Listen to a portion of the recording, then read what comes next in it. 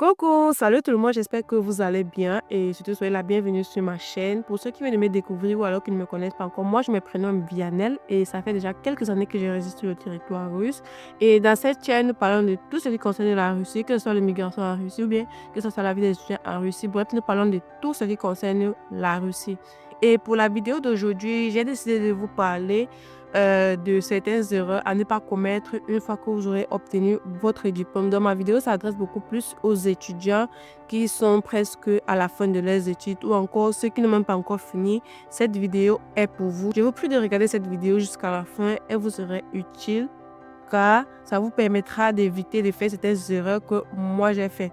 Donc voilà, je vous laisse regarder la vidéo. Comme je le disais précédemment, j'ai fait cette vidéo, c'est beaucoup plus pour certains étudiants qui vont bientôt prendre leur diplôme. Je fais cette vidéo pour les sensibiliser car récemment, j'ai suivi certains étudiants encourager d'autres étudiants à aller s'inscrire en cours du soir, c'est-à-dire au format du cours du soir. Et vu que moi j'ai fait cette erreur-là, j'étais obligée de faire cette vidéo pour vous sensibiliser de ne pas faire les cours du soir, surtout si votre projet est de rester en Russie. Donc j'étais obligée de le faire car moi-même j'ai fait cette erreur-là. Et donc voilà. Donc pour ça, je vais dire que je suis arrivée en Russie en 2018, à Voronezh précisément. Et je me suis naturellement inscrite en cours préparatoire de langue russe à l'Université technique d'État de Voronezh. Et là, dans cette université-là, j'ai fait mes cours préparatoires de langue russe. Donc j'ai suivi un cursus normal et puisque j'ai commencé les cours en septembre. Donc j'ai fait mes cours jusqu'à juillet jusqu'à laquelle j'ai obtenu mon diplôme de langue russe. Donc, après avoir obtenu mon diplôme de langue russe, j'ai décidé de rester dans cette même université puisque c'est une université technique et dans cette université-là, il y avait la filière à laquelle je voulais continuer. La raison qui a fait que je ne change pas de ville, c'est tout simplement parce que dans cette ville-là, il y avait beaucoup d'opportunités. Et vu aussi que dans la même université, j'avais ma filière, je n'ai pas trouvé de raison de changer de ville. J'ai donc décidé de rester dans cette même ville-là. Et je me suis donc inscrite en première année à l'Université technique d'État de Voronezh. Et, et là, il y a un peu une petite nuance parce que quand je me suis inscrite en première année, je n'étais pas vraiment informée parce qu'il faut dire qu'à la base aussi, je voulais faire énergie renouvelable. Et vu que je voulais faire énergie renouvelable, j'ai beau chercher, je n'ai pas beaucoup trouvé. Et vu que je ne voulais pas aussi quitter la ville, donc je me suis renseignée par rapport aux filières que l'université disposait. Et je suis tombée sur une filière qui était un peu, je me disais, qui était un peu semblable à l'énergie renouvelable. C'était Tiplo Energetica. Tiplo Energetica, c'est énergie thermique. Je me suis dit que bon, Tiplo Energetica, c'est un peu très à l'énergie renouvelable. Je me suis donc inscrite en cette filière-là et c'est l'erreur que j'ai commise. Parce que au fur et à mesure que je faisais cours, je me rendais compte que mes énergie thermique, si c'est pas vraiment énergie thermique que je passe dans ma tête, c'est pas vraiment cette filière-là que j'ai choisie. Parce qu'il faut dire, cette énergie thermique-là, type énergétique, c'est l'étude des chauffages. Donc, on étudie les chauffages qu'on étudie souvent en hiver en Russie. J'ai dit, mais j'étudie quoi puisque en Afrique, nous, on n'a pas besoin de chauffage, on n'a pas le froid. Donc, je ne peux pas étudier une filière qui ne me sera pas utile. Une filière que si ça arrive que je rentre en Afrique, je ne pourrai pas me servir de ce diplôme-là. Et chance aussi, j'ai vite constaté à temps.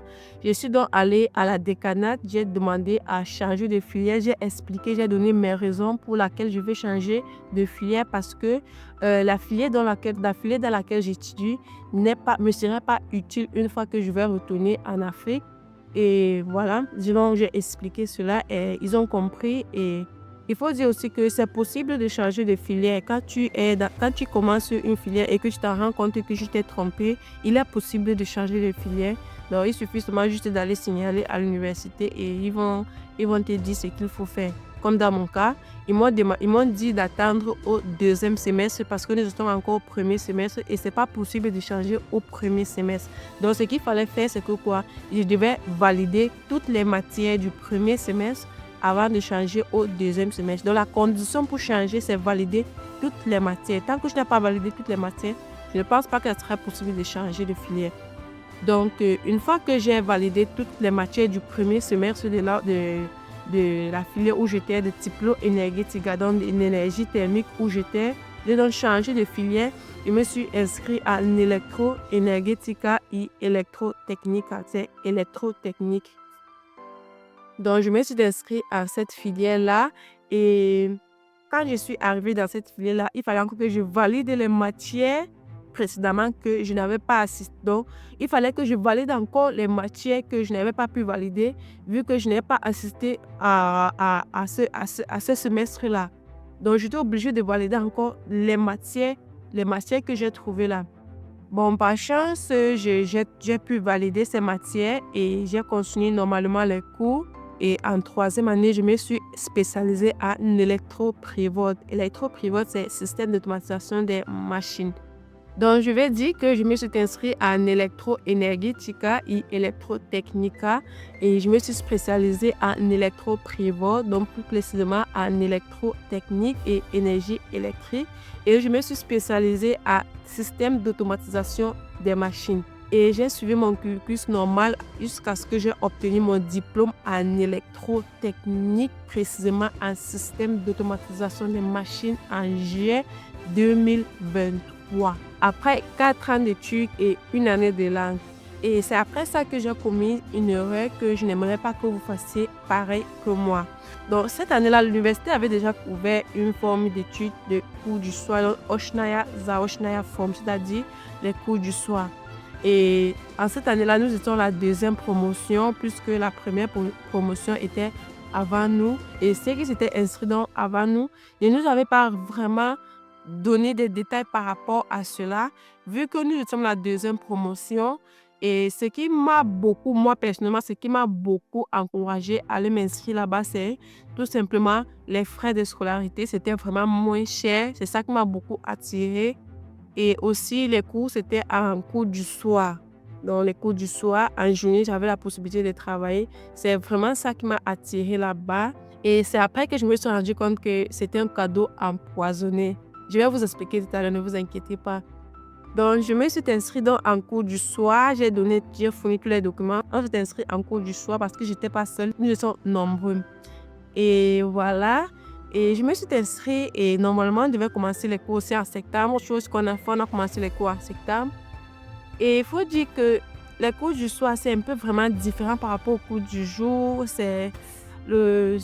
Moi, j'ai pas trop aimé ce format-là. J'ai pas vraiment aimé ce format. On n'étudie pas vraiment. Je ne sais pas si c'est pareil, mais moi, la filière dans laquelle j'étudie, on n'a pas vraiment étudié. C'est pas un truc que j'encourage aux gens. Et aussi, il faut préciser que le format du cours du soir, les filières sont limitées. Il n'y a pas toutes les filières. Bien que le cours de la scolarité est vraiment minime, mais les filières sont limitées.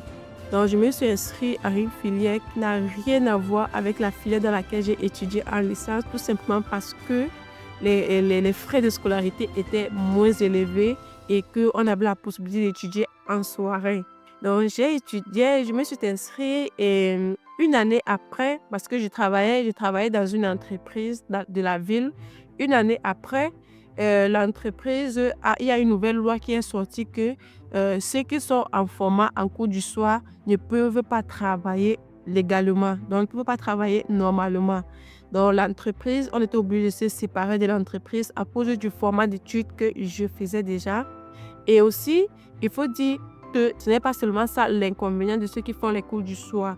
Le véritable inconvénient de ceux qui font le cours du soir, c'est que vous n'avez pas la possibilité de postuler pour demander la résidence permanente. Donc, déjà, pour ceux qui font les cours du soir, demander la résidence permanente, c'est mort, c'est pas possible.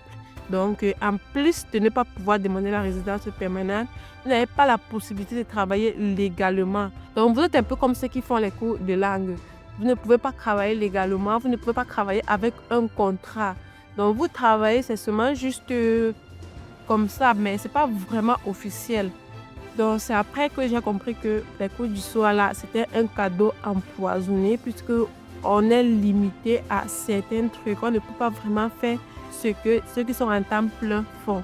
Donc, et après cela, avec tous ces inconvénients-là, j'ai donc décidé de changer de forme. J'ai décidé de revenir en cours du jour parce que je voulais postuler pour demander une résidence permanente et c'était pas possible à cause de ce format-là. Donc, après cela, j'ai donc décidé de changer de forme d'études parce qu'avec ce forme d'études, je ne pouvais presque rien faire. J'étais condamnée à rester en cours du soir. Et il faut aussi dire que quand vous vous inscrivez en cours du soir, vous êtes obligé de sortir du territoire parce que il faut dire que vous finissez à une année où il n'y a pas d'inscription. Je prends un exemple pour ceux qui font le master pour certaines universités parce que c'est pas toutes les universités qui finissent à la même période. Ils finissent généralement soit en novembre ou en février. Et en cette période-là, aucune université en Russie ne fait les admissions.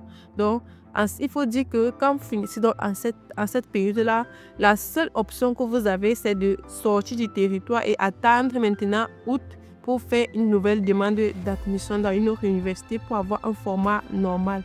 Donc, c'est justement ça l'inconvénient. Quand vous inscrivez déjà sous cette forme d'études-là, vous vous condamnez à certaines choses. Donc, vous êtes limité. Vous ne pouvez pas faire tout ce que ceux qui font le format normal font. Donc, ceux qui sont en temps plein font. C'est vraiment très limité. Donc, c'est après cela que j'ai décidé de changer de forme pour revenir en temps plein et pouvoir faire mes documents pour faire une résidence permanente puisque étant en cours du soir, c'était pas possible.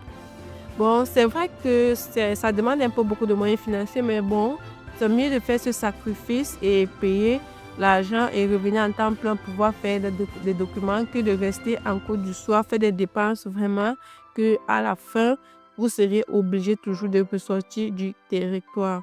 Donc voilà, j'ai perdu 2 ans sur ce format et là, je suis encore obligée de recharger pour revenir en cours du jour, alors en temps plein pour pouvoir faire ma demande de résidence permanente. Donc, ces 2 ans perdus, je serais déjà avancée beaucoup avec ma demande de résidence. Et c'est pour ça que je fais cette vidéo, c'est pas pour vous décourager, c'est juste si vous avez le projet de rester sur le territoire et de demander la résidence, alors ne vous inscrivez pas en cours du soir, sacrifiez-vous. C'est vrai que les cours du jour sont chers, sacrifiez-vous et payez cette somme-là pour pouvoir faire votre résidence après. Parce que les cours du soir, comme je l'ai dit, c'est un cadeau empoisonné. Il est bien vrai que les cours sont moins chers, mais vraiment, il n'y a aucun avantage à s'inscrire dans ce format-là. Moi, je l'ai fait et je regrette. Et la raison pour laquelle je fais cette vidéo, c'est parce que j'entends parfois certaines personnes encourager d'autres étudiants à aller s'inscrire en cours du soir. Vraiment, c'est un cadeau empoisonné. Non seulement vous allez perdre des années et aussi vous condamnez à vous inscrire sur ce format-là. Donc, sacrifiez-vous. C'est vrai que les coûts du jour sont vraiment chers, mais c'est vraiment un sacrifice qui en vaut la peine parce qu'après cela, vous allez faire votre demande de résidence normalement sans avoir perdu des années. Parce que moi, j'ai perdu 2 ans et c'est vraiment regrettable, mais on dit souvent vaut mieux tard que jamais. Donc voilà, j'espère que vous avez écouté la vidéo et que vous n'allez pas commettre la même erreur que moi. Ne vous inscrivez pas en cours du soir. Si vous avez le projet de rester sur le territoire, inscrivez-vous uniquement en cours du soir. Si vous savez que vous venez seulement juste fréquenter et retourner dans votre pays d'origine. Donc voilà, c'était tout pour la vidéo. J'espère qu'elle vous a plu. Si c'est le cas, alors n'hésitez pas à liker et de la partager. On se dit au revoir et on se retrouve à très bientôt pour une prochaine vidéo. D'ici là, portez-vous bien. Paka!